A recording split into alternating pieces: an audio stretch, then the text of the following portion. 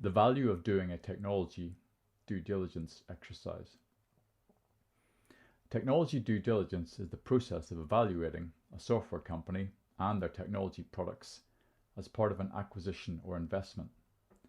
There may be large sums of money at stake, so getting this part of the process right is high up on the list of things to understand. The client will have goals for this investment, usually around user growth over a period of time, so a detailed inventory of the capabilities is needed.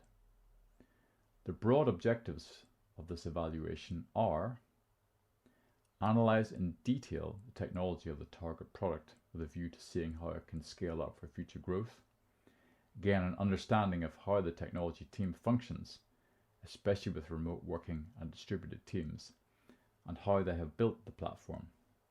Determine the risk of key individuals and understand if knowledge needs to be shared more. For example, how good is the system documentation if the founding engineer leaves?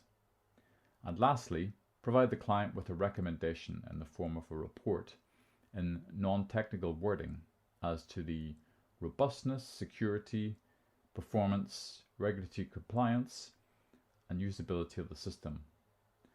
And likewise, an appraisal of the skills of the technical team and their architecture. This will help the client make a fully informed decision about whether to invest in the target software company. So the objectives are defined. How do we determine what success looks like? The achievement of these objectives would be measured as follows. The client will have confidence in deciding whether to invest in the target software company by having a solid evaluation of their technology platform. The due diligence expert will be able to facilitate detailed software and architecture discussion with the technical team members.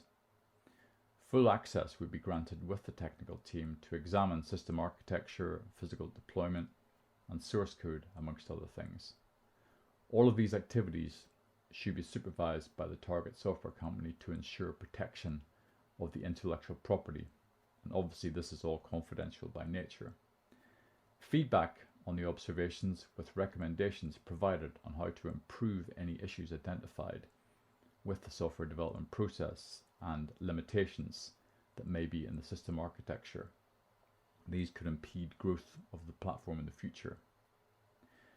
So how does this all get done?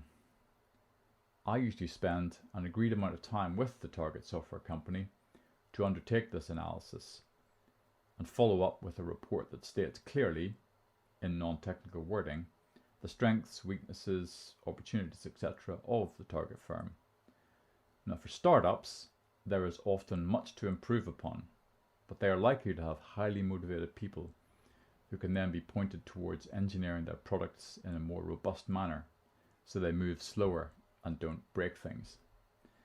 These areas for improvement would be listed in the report. So to wrap up this brief discussion, the choice in whether to invest then comes down to the wider business itself, its financial viability, the market it is serving, and the competitive landscape. But that part I leave to you, the client.